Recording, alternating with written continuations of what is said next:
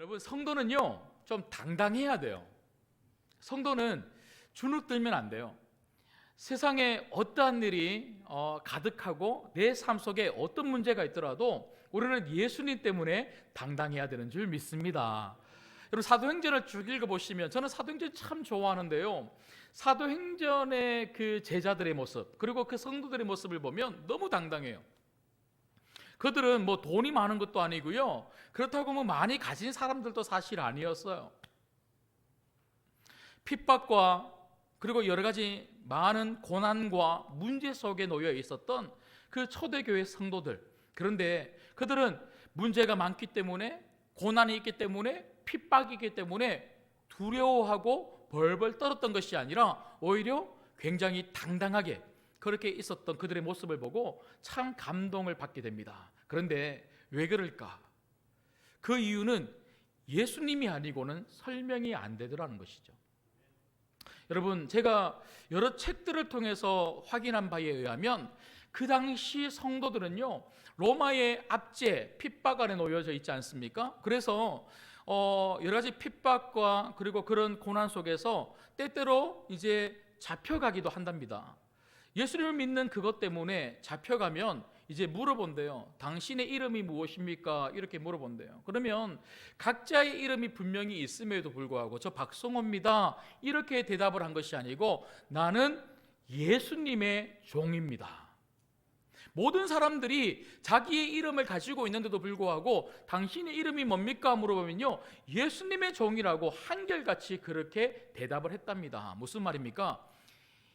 예수님의 종이라는 것이 자랑스럽다는 거예요.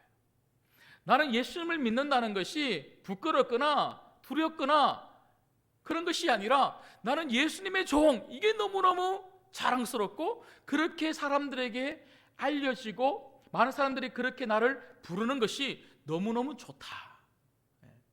여러분 각자의 이름이 있음에도 불구하고 세상 속에서 예수님의 종으로 살아가시기를 주님의 이름으로 축복합니다. 예수님이 주시는 그 영적 권세를 가지고 어떤 문제가 있어도 아주 당당하게 맞서 싸우고 이겨가는 그런 성도들. 여러분, 특별히 사도행전 3장에 보면요, 베드로와 요한이 기도하러 올라가지 않습니까? 성전으로 기도하러 올라가는 그 길에 성전 민문에 앉아 있었던 안전뱅이를 발견합니다. 그 안전뱅이를 보고 찾아가죠. 찾아가서 어떻게 합니까? 금과 은은 내게 있거니와 없거니와. 베드로와 요한은요, 금도 없어요, 은도 없어요, 돈 가진 거 별로 없어요. 그런데 무엇을 가지고 있었습니까? 내게 있는 것으로 네게 주노니 곧 나사렛 예수 그리스도의 이름으로 일어나 걸어라. 그 예수 이름의 권세를 가지고 외쳤더니 그 안전뱅이가 일어날 뿐만 아니라 뛰고 춤추고 하나님을 찬양하는 인생으로 바뀌었다는 거예요. 여러분, 금이 중요한 게 아니고요, 은이 중요한 게 아니고 예수님이 중요한 거예요. 성도들은 예수님만 붙들고 예수님이 주시는 그 능력으로 이 땅 가운데 문제를 해결하면서 사는 사람들이 바로 성도입니다. 여러분, 오늘 또 말씀해 보시면요, 저희가 9장 말씀 초반부의 말씀을 통해서 무엇을 살펴보았습니까? 베드로와 야고보와 요한이 높은 산으로 올라가요. 높은 산으로 올라가서 무엇을 경험하게 됩니까? 예수님께서 이 세상의 어떤 빛으로도 어떤 말로도 설명할 수 없는, 오직 그 제자들만 보았던 예수님의 너무나 아름답고 영광스러운 광채를 그 제자들은 경험하게 되죠. 베드로는요, 그게 얼마나 좋았던지 5절 말씀에 보니까 예수님, 이곳에서 집을 짓고 예수님과 함께 영원토록 살고 싶습니다, 그렇게 부탁을 해요. 우리가 은혜를 받으면 그 은혜의 장소에 머물고 싶잖아요. 그런데 예수님은요, 허락하지 아니하세요. 오히려 그 제자들을 데리고 오늘 저희가 말씀을 읽었던 것처럼 세상 속으로 내려오셨어요. 마가는 산에서부터 내려왔다, 이런 표현을 하고 있습니다. 여러분, 산에서부터 내려오니까, 높은 산에서부터 내려오니까 그 세상은 어떤 세상이었습니까? 여러분, 18절 말씀을 한번 보시겠습니다. 18절에 보니까요, 귀신이 어디서든지 그를 잡으며 거꾸러져 거품을 흘리며 이를 갈며 그리고 파리해지는지라. 여러분, 오늘 말씀에 보면 그 세상 속에 어떤 일이 지금 벌어져 있습니까? 한 아이가 있는데 그 아이는 귀신이 들렸다 합니다. 귀신이 들려서는요, 자기 마음대로 움직일 수 없는 거예요. 귀신이 이렇게 가라고 하면 이렇게 가고 저렇게 가라고 하면 저렇게 가고. 그래서 여러분 22절에 보면 나중에 이 귀신 들린 한 아이의 아버지가 예수님에게 그 아들의 상태에 대해서 이야기를 하면서 귀신이 그를 죽이려고 불과 물에 자주 던졌나이다. 불에도 넘어지고 물에도 넘어지고 엎드러지고 거꾸라지고 구르는 그런 인생. 지금 어떻게 되어져 가고 있다고요?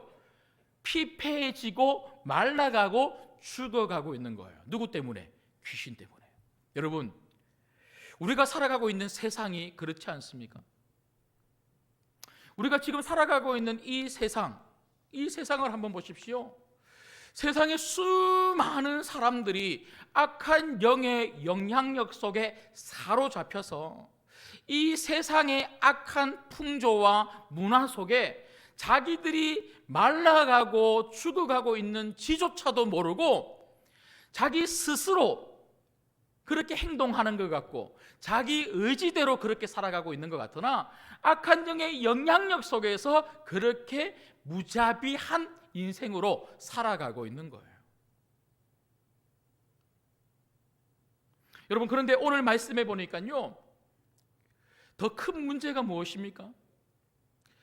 이 귀신 들린 이 자녀를 살리기 위해서 너무나 고치고 싶어서 그 아버지가 누구를 찾아오냐면 바로 제자들을 찾아왔어요. 그런데 제자들이 고칩니까? 못 고칩니까? 못 고쳐요. 못 고쳐요. 그래서 왜 못 고치냐 하고 막 서로 막 이렇게 저렇게 이야기하고 있는 이 시끄러운 상황 속에서 예수님이 그 같이 함께 올라갔던 베드로와 요한과 야고보를 데리고 내려와 보니까 너무 시끄러우니까 얘들아 왜 이렇게 시끄럽니 하고 그렇게 그곳에 가보았어요. 그래서 그곳에 있던 어떤 사람들이 그 있었던 이야기를 쭉 설명을 하고 예수님은 그 설명을 듣고는요 어떻게 합니까? 이 귀신 들린 이 한 아이를 고쳐줍니다. 여러분, 이 이야기를 통해서 예수님이 그 제자들에게 그리고 우리들에게 말씀하고 보여주고 싶은 것이 무엇입니까? 우리가 영적인 권세, 내 힘이 아니죠. 이 힘은, 영적인 힘은요, 성도들이 가진 힘은 내가 만든 힘이 아니라 하늘로부터 부어지는 하나님의 힘인 줄 믿습니다. 그 하나님의 힘이 너무 필요하다는 거예요. 그 힘을 가지고 좀 세상 속에 나아가서 저 사람들 좀 살려줘라, 좀 도와줘라. 여러분, 성도는요 영적인 권세를 잃어버리면 절대로 세상 속에서 영향력을 발휘할 수 없더라는 거예요. 여러분, 그래서 오늘 또 이렇게 예배를 드리고 있지 않습니까? 이렇게 예배를 드리는 이 공간, 어떤 의미에서는요 높은 산이죠. 높은 산. 이 높은 산에 오셔서 오직 우리 구주 예수님을 만나는 그 놀라운 경험을 우리는 지금 하고 있는 줄 믿습니다. 그러나 이 은혜는요 우리만 간직하고 우리만 좋아하고 우리만 행복해하는 그런 은혜로 이 높은 산에 머물러 있으면 안 되고 오늘 이 제자들처럼 어떻게 해야 됩니까? 이 은혜를 가지고 하늘의 영적인 권세, 하나님께서 부어주신 그 능력, 그걸 가지고 우리는 세상 속으로 높은 산에서 내려가야만 한다는 거예요. 여러분, 오늘 정말 은혜 많이 받으십시오. 하나님께서 주시는 그 능력으로 공급받기를 주님의 이름으로 축복합니다. 그 능력을 가지고 여러분 세상 속으로 나아가십시오. 그리고 그 영적인 권세를 가지고 여러분의 문제를 풀어갈 뿐만 아니라 세상 사람들의 저 영적인 문제도 함께 풀어줄 수 있는 여러분 되시기를 주님의 이름으로 소망합니다. 자, 그렇다면 여러분 오늘 말씀을 통해서 우리는 어떻게 하면 영적인 권세를 회복할 수 있을까? 하나님께서 부어주시는 저 하늘의 능력을, 하나님의 능력을 어떻게 우리는 덜 입을 수 있을까? 그 하나님의 능력을 입을 수 있는 비결을 오늘 말씀해 보니까요, 예수님은 너무나 명확하게 저희들에게 두 가지를 말씀하고 있습니다. 첫 번째는요, 무엇일까요? 믿음입니다. 믿음. 하나님의 그 능력을 우리가 덧입을 수 있는 그 놀라운 비결, 첫 번째, 믿음이라는 거예요. 여러분, 성도는 믿음이 있으면 능력이 작동되는 줄 믿습니다. 믿음이 없으면 영적인 권세가 작동되지를 않는다는 거예요. 여러분, 오늘 본문 19절을 한번 보시겠습니다. 자, 19절 말씀을 같이 읽을게요. 시작.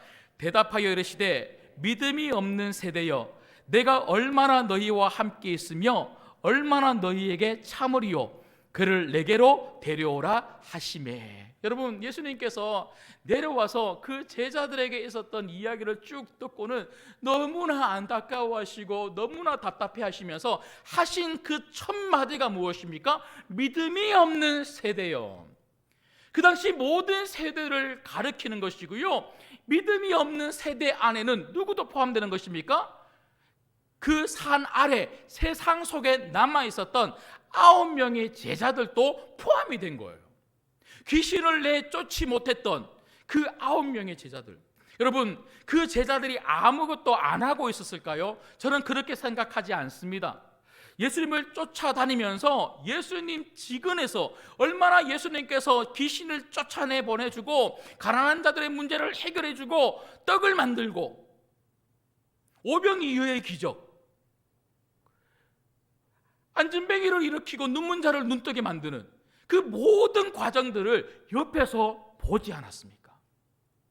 아마 예수님처럼 그렇게 말도 해봤을 거고 예수님처럼 행동도 해봤을 거고 여러 가지 모든 방법을 총동원해서 귀신을 내쫓아 보내보려고 엄청 노력을 했을 것입니다. 그런데 그들의 문제가 무엇입니까? 무엇을 안 했기 때문에 귀신이 안 나간 것이 아니고 믿음이 없었다는 거예요.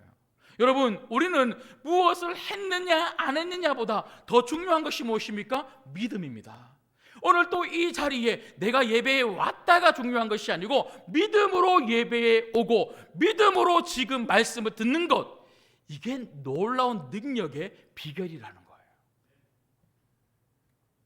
여러분, 특별히 믿음이 뭡니까? 그렇다면 믿음이 없는 세대라고 그렇게 예수님께서 말씀을 하셨는데 믿음이 도대체 무엇입니까?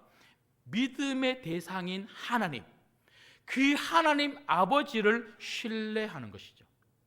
그 하나님 아버지를 신뢰하는 것입니다. 다른 이야기로 하면 하나님을 의심하지 않는 것이 믿음입니다.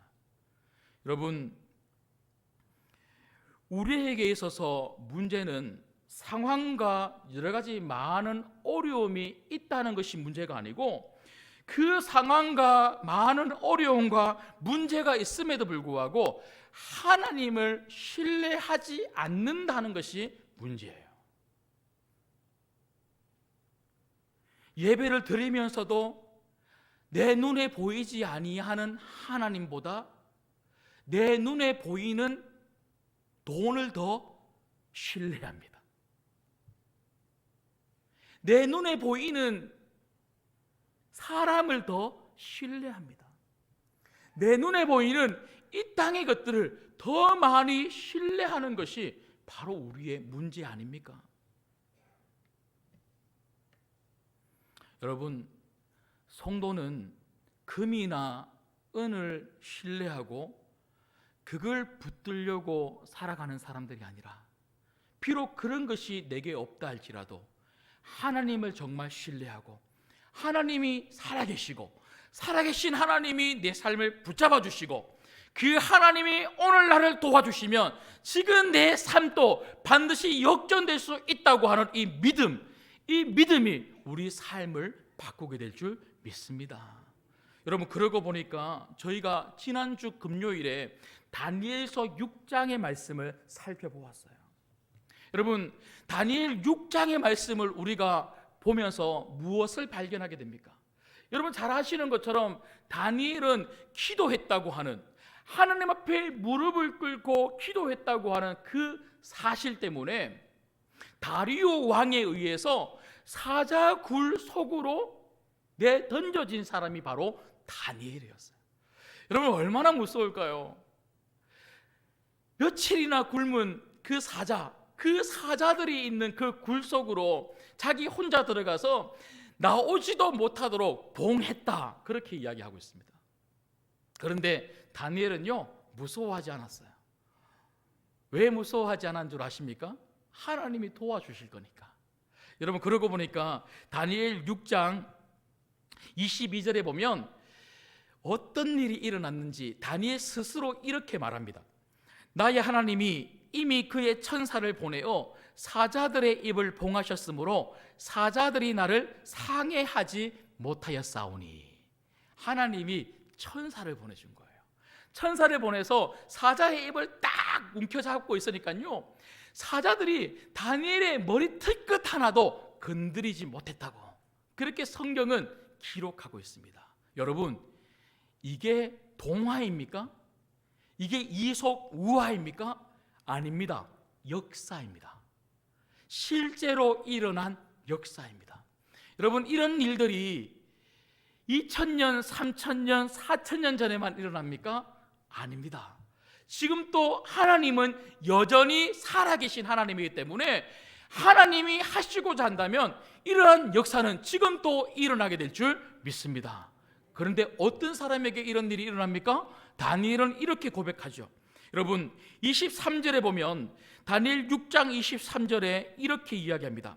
그의 몸이 조금도 상하지 아니하였으니 이는 그가 자기의 하나님을 믿음이었더라. 하나님이 어떤 사람에게 천사를 보내주시고 하나님이 어떤 사람에게 역사를 베풀어 주시고 하나님이 어떤 사람을 돌봐주시고 도와주시는가, 오늘 말씀해 보니까요 다니엘서는 너무나 명확하게 이야기합니다. 다니엘은 믿음의 사람이었다. 하나님을 믿었더니 하나님께서 믿는 다니엘 가운데 역사해 주셨다는 거예요. 여러분 왜 우리는 이 땅 가운데 당당할 수 없습니까? 왜 우리는 이 땅을 살아가면서 자꾸만 불안하고 초조하고 염려하고 걱정 가득한 삶을 매일매일 살아가는 것일까요? 다른 이유가 아니에요. 하나님을 그만큼 신뢰하지 않기 때문입니다. 하나님을 신뢰하지 않는 것만큼 역사는 일어나지 않는 겁니다. 다른 이야기로 하면 내가 하나님을 신뢰하고 믿는 것만큼 여러분 삶 속에 역사는 더 많이 일어나게 될 줄 믿습니다. 여러분 그렇다면 하나님을 신뢰하는 이것이 내 삶 속에 놀라운 하나님의 능력의 역사를 경험할 수 있도록 만들어준다면 제일 먼저 내게서 바뀌어야 될 하나가 있습니다. 그건 바로 내 입술의 고백입니다. 여러분 우리는 너무나 빈번하게 말로 죄를 짓는 거예요. 말로 우리의 믿음 없음을 자꾸만 드러내는 거예요. 안 된다, 죽겠다, 망했다, 끝장이다.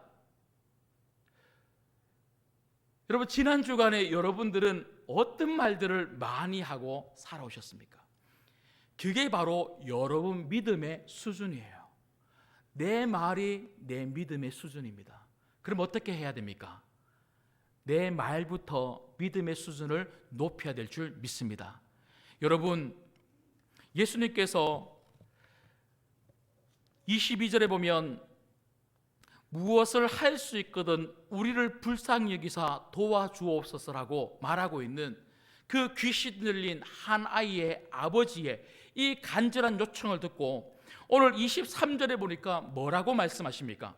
예수께서 이르시되 할 수 있거든이 무슨 말이냐? 믿는 자에게는 능히 하지 못할 일이 없느니라 하시니. 여러분 이 말씀 믿으시기를 주님의 이름으로 축복합니다. 이 말씀은요 다른 해석이 필요 없어요. 이 말씀이 무슨 뜻이지? 여러분 다른 해석을 필요로 하는 말씀이 아니라 이 말씀은 말씀 그대로입니다.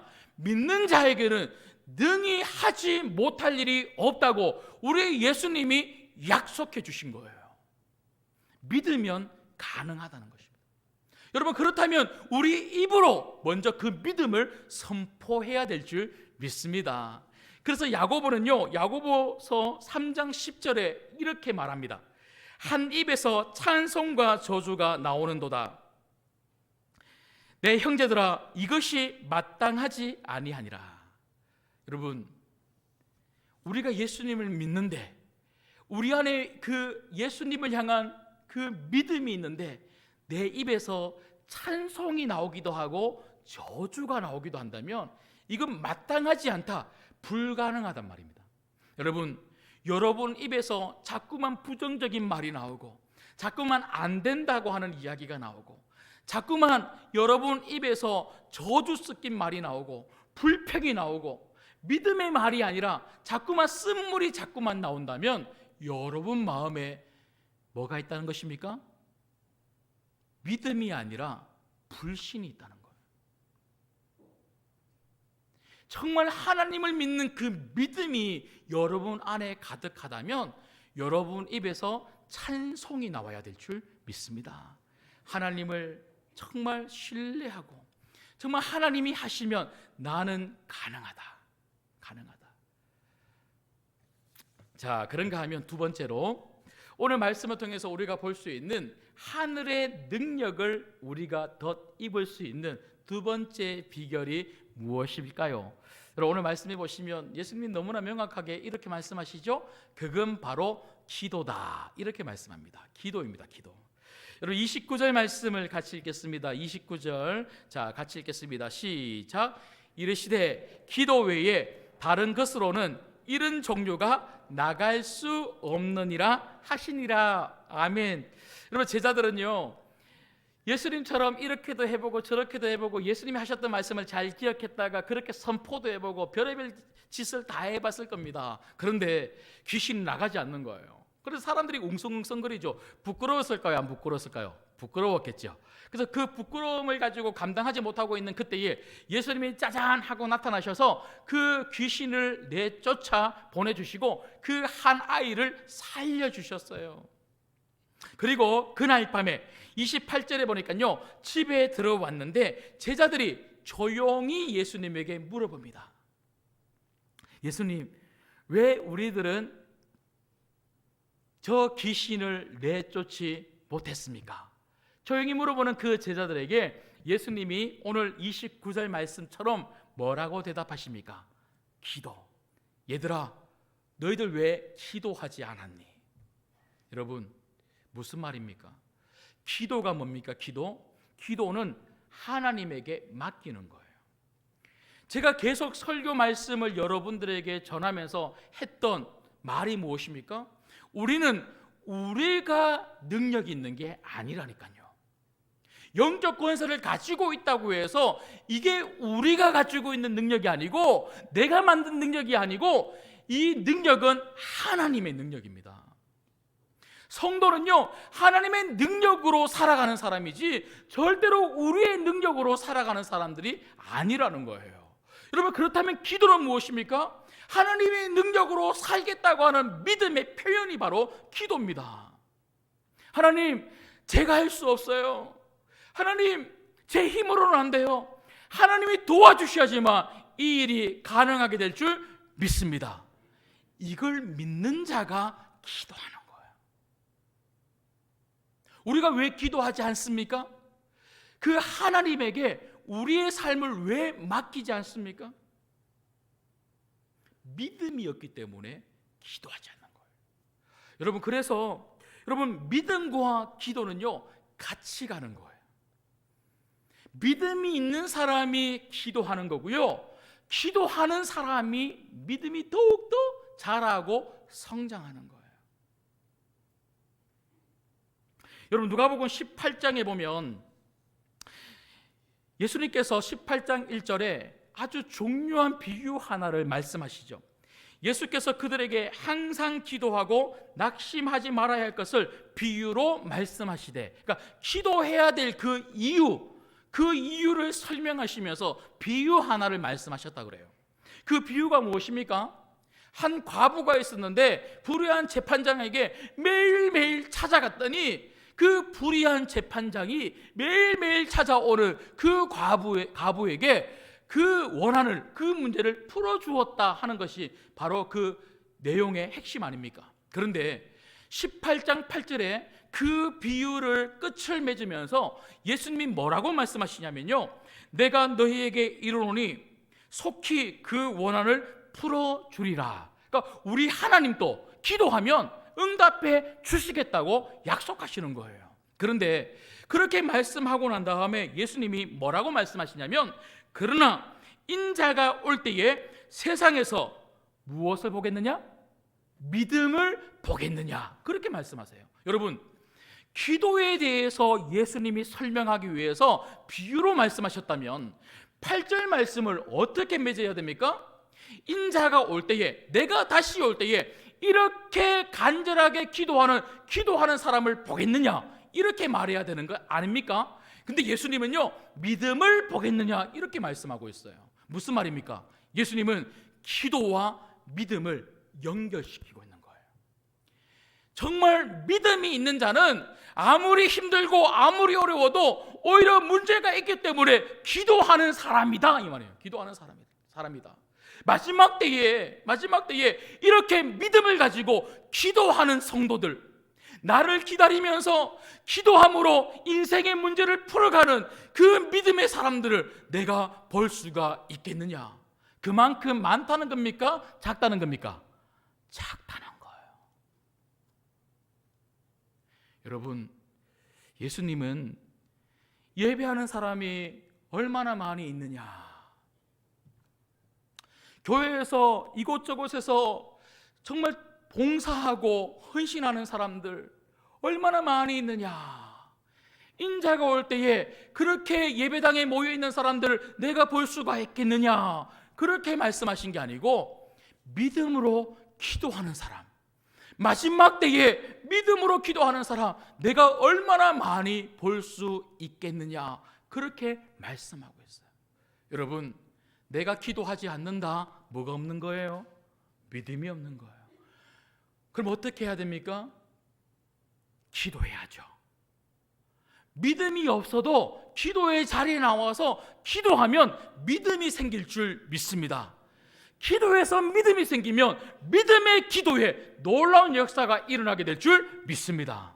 여러분, 저는요, 이 제자들이 기도하지 않았다고 생각하지 않아요. 예수님처럼 기도도 해봤을 거고 선포도 해봤을 거고 별의별 짓을 다 해봤을 겁니다. 그런데 왜 예수님을 기도 외에는 이런 종류가 나갈 수 없다고 말씀하셨을까요? 믿음의 기도가 아니라는 거예요. 성도는 기도하는 게 중요한 게 아니고 믿음의 기도를 하는 게 중요합니다. 그래서 믿음과 기도는 같이 가는 거예요. 여러분, 너무나 지금 감사하게도 제가 하도 기도를 강조해 놨더니 그래도 기도하는 분들이 점점 많아지고 있어요.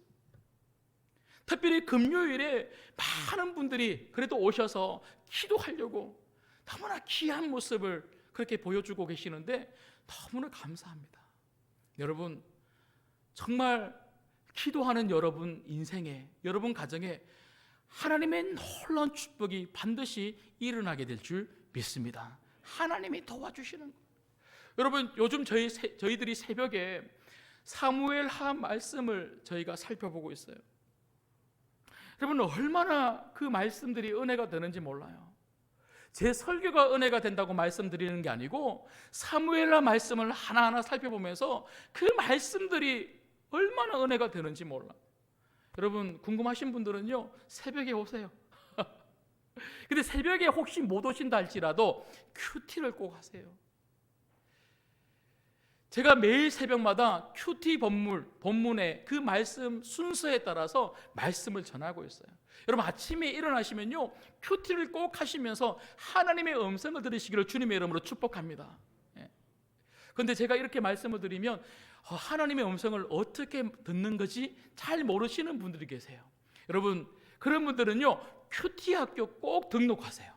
큐티 학교 등록해서 4주만 여러분 열심히 잘 배우시면 매일매일 큐티를 통해서 하나님 말씀을 통해서 어떻게 하나님의 뜻을 발견하고 하나님의 음성을 들을 수 있는지 저희들이 잘 가르쳐 드릴 거예요. 그런데 저희가 지금 사무엘하 말씀을 계속 살펴보고 있는데요, 여러분, 어제 본문이 어디냐면 사무엘하 8장입니다.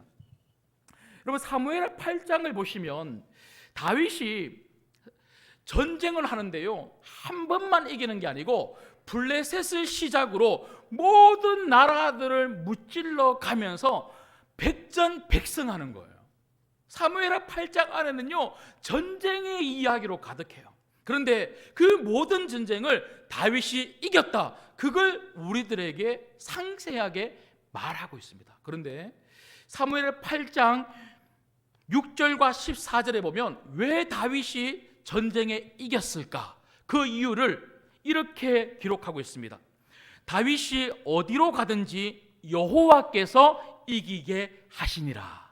6절의 말씀입니다.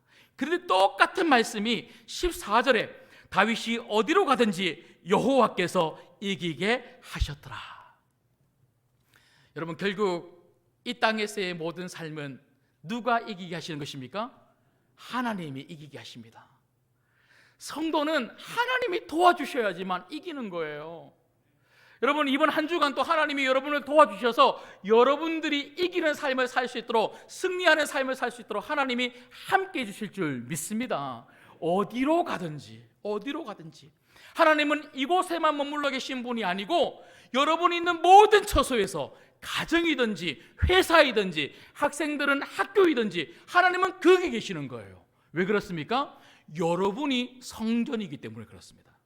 여러분 한 사람 한 사람이 하나님이 임재하고 계시는 성전입니다.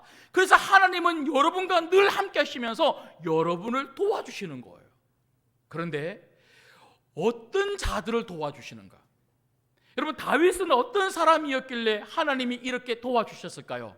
물론 믿음의 사람이었죠. 여러분, 다윗은 믿음으로 똘똘 뭉친 사람이에요. 오직 하나님만 바라보고 하나님을 신뢰했던. 그래서 여러분, 골리앗하고 싸울 때도요, 다윗은 두려움이 없었어요. 왜? 하나님이 도와주실 거니까. 그 물맷돌 가지고 그 골리앗을 찾아가서 그렇게 싸웠을 때에 그 다윗이 이기지 않습니까? 다윗은요, 하나님을 절대로 의심하지 않았어요. 하나님을 정말 믿었어요. 여러분, 예수님을 정말 믿으시기를 주님의 이름으로 축복합니다. 우리 예수님은요, 저 하늘에 그냥 보좌에 앉아 계시고 우리 삶에 전혀 관심이 없이 너희들끼리 알아서 다 해라, 이런 분이 절대로 아니세요. 우리 예수님은요, 나 믿으면 구원을 줄게 해놓고 그냥 영원한 생명, 천국 올 때까지 그냥 마냥 앉아서 기다리는 분이 절대로 아니십니다. 우리 예수님은 여러분과 지금 함께 하세요. 살아있는 우리 예수님은 여러분과 함께 하시면서 그 예수님을 정말 믿고 신뢰하는 자들에게 놀랍게 역사해 주신다는 것이죠. 여러분, 그러고 보니까 이 다윗이 그 하나님을 신뢰하면서 무엇을 했냐면요, 사무엘하 8장 1절에 보면 그 후에라고 하는 단어가 나옵니다.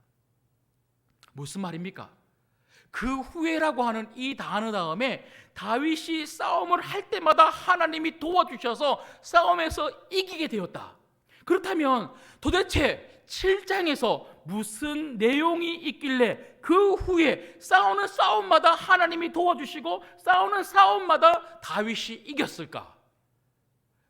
여러분, 사무엘하 7장 18절부터 마지막 29절까지 보면요, 무슨 내용이 실려 있냐면 다윗이 하나님에게 기도했다는 거예요. 여러분, 특별히 그 다윗의 기도의 핵심이 뭐냐면요, 마지막 29절에 보면 제가 읽어드리겠습니다. 이제 청하건대 종의 집에 복을 주사 주 앞에 영원히 있게 하옵소서. 주 여호와께서 말씀하셨사오니 주의 종의 집이 영원히 복을 받게 하옵소서 하니라. 아멘. 다윗은 하나님께서 그 다윗에게 약속하신 너와 너희 집이 영원히 내가 은혜를 베풀고 지켜줄 것이라고 하는 그 약속의 말씀을 딱 부여잡고는요, 하나님께 기도한 거예요. 하나님, 저와 종의 집을, 우리 집을 지켜주십시오. 복을 주십시오. 그렇게 간절히 기도했을 때에 하나님은 그 기도를 들으시고 그 후에 다윗의 인생을 놀랍도록 도와주시고 놀랍도록 인도해 가시고 싸움을 할 때마다 이기게 만들어 주셨다는 거예요. 여러분, 그 후회라고 하는 이 단어가 얼마나 중요한지 몰라요. 우리는 기도하지 않아요. 그리고는 하나님께 도와달라 그래요. 기도하지 않아요. 그리고는 하나님께 문제를 해결해 달라 그래요. 아니에요. 기도부터 하십시오. 기도부터 해서 여러분의 믿음이 회복되기를 주님의 이름으로 소망합니다. 그리고 그 믿음으로 계속 기도할 때에 그 후에 하나님께서 여러분의 모든 삶을 반드시 역전해 주시고 여러분을 도와주실 줄 믿습니다. 말씀을 맺겠습니다.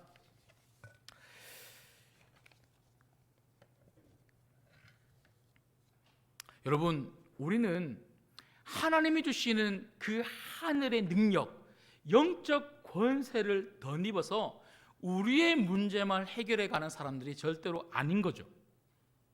오늘 말씀을 통해서 우리가 보게 되는 것은 뭐냐면 그 하늘의 능력을 가지고 네 문제를 풀으며 이 땅 가운데 행복하게 살거라, 이 말을 예수님이 하고 싶은 것이 아니라 그 제자들에게 능력을 좀 덧입어서 그 영적 권세를 가지고 물에도 넘어지고 불에도 넘어지고 악한 사단의 권세에 사로잡혀서 저렇게 죽어가는 저 사람들을 좀 살려줘라, 그 영적인 권세를 사람 살리는 데 쓰라고 말씀하고 계시는 거죠.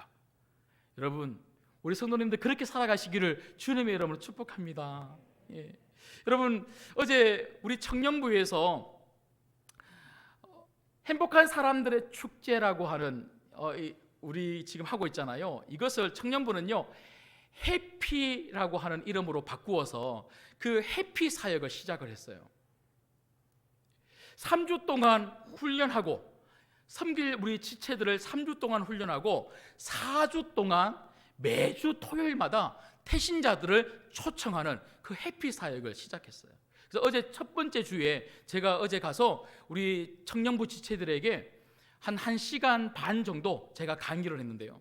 그 1시간 반 강의를 시작을 하면서 제가 첫 번째 질문을 뭐라고 던졌냐면요, 이렇게 청년들에게 물어봤어요. 여러분, 우리가 왜 전도해야 합니까? 전도의 이유가 무엇입니까? 이 질문으로 시작했어요. 여러분, 우리가 왜 전도해야 됩니까? 전도가 무엇일까요? 전도는 영혼 구원입니다. 여러분, 구원이 무엇입니까? 사람을 살리는 거예요. 왜 우리가 전도해야 됩니까? 저 세상에 수많은 사람들이 죽어가고 있는 거예요. 아니, 사실 악한 사단의 영향력 속에서 사로잡혀서 죽어 있는 거예요. 하나님을 찾지 않는 거예요. 그 마음속에 어디에도 하나님을 향한 마음이 없는 거예요. 이 세상에 더럽고 추악한, 정말 너무나 더러운 이 세상의 문화와 그 풍조를 따라가고 있는 수많은 사람들. 여러분, 우리가 그 죽어가고 있는 사람들을 그냥 나 몰라라 할 수 있습니까? 그들에게 찾아가서 정말 그들의 손을 잡고 끄집어내와야 되지 않겠습니까? 그런데 그냥 되지 않더라는 거죠. 그냥 우리가 간다고 해서 그냥 나오는 게 아니더라는 거죠. 여러분, 지금 한국 교회 우리 성도들의 문제가 무엇입니까? 죽어가고 있는 사람들이 있는데도 불구하고 우리가 나 몰라라 하는 거예요. 관심이 없는 거예요. 죽든지 말든지 나는 살았으니까, 나는 천국 갈 거니까, 나는 영원한 생명을 얻었으니까 그냥 그것으로 만족하고 있는 너무나 많은 대다수의 성도들과 교회들. 그러니까 한국 교회가 자꾸 어려움에 빠지는 거죠. 여러분, 뿐만 아니라 기꺼이 가긴 가는데도 불구하고 성도들이 저 세상 속에서 사람들과 함께 같이 살아감에도 불구하고 무엇을 잃어버렸습니까? 영적인 권세를 잃어버리고 사는 거예요. 세상 사람들하고 똑같이 금을 좋아하고 은을 좋아하면서 이게 힘인 줄 알고 그렇게 살아가니까 하늘의 능력을 덧입는다는 것에 대해서 전혀 관심이 없고 그 권세를 놓치고 잃어버리고 살아가니까 우리가 예수님 믿자고 교회에 가자고 그렇게 이야기해도 전혀 먹혀 들어가지 아니하는 지금 이 시대, 여러분, 이 시대에 우리를 향하여, 조국 교회를 향하여, 그리고 성도들을 향하여 오늘 예수님은 우리들에게 말씀하고 계시는 거죠. 하늘의 능력을 덧입어 세상 속으로 나아가라. 그리고 저 죽어가는 사람들을 좀 살려내라. 여러분, 이게 예수님이 오늘 우리들에게 주시는 명령인 줄 믿습니다. 여러분, 너무나 감사하게도 지난 진군식에 태신자를 무려 1000명, 정확하게는요 986명입니다. 야, 제가 지난주에 이 결과를 정리한 것을 보면서요 얼마나 감사했는지 몰라요. 제가 우리 교육자들 앞에서 몇 번이나 너무 감사하다, 너무 감사하다. 최근에 1000명 가까운 태신자를 품었던 적이 있었던가.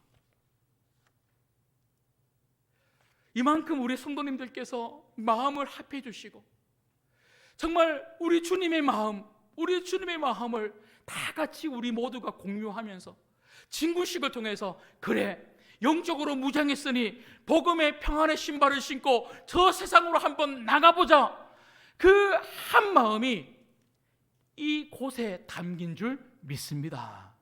그러면 이제 우리에게 뭐가 필요합니까? 이들을 끄집어내올 수 있는 영적인 권세가 필요한 거예요. 그 권세 두 가지, 하늘의 능력을 드리블 수 있는 그 두 가지가 무엇입니까?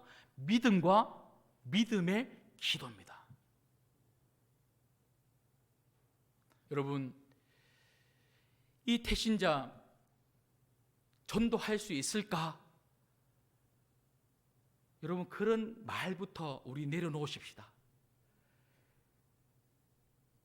사람들이 적으니까 부끄러워서 안 적고 있으면 미안하니까, 옆에 있는 사람들이 자꾸 날 보는 것 같으니까 어쩔 수 없이 적었다 할지라도 어쩔 수 없이 적도록 하신 분 또 하나님이십니다.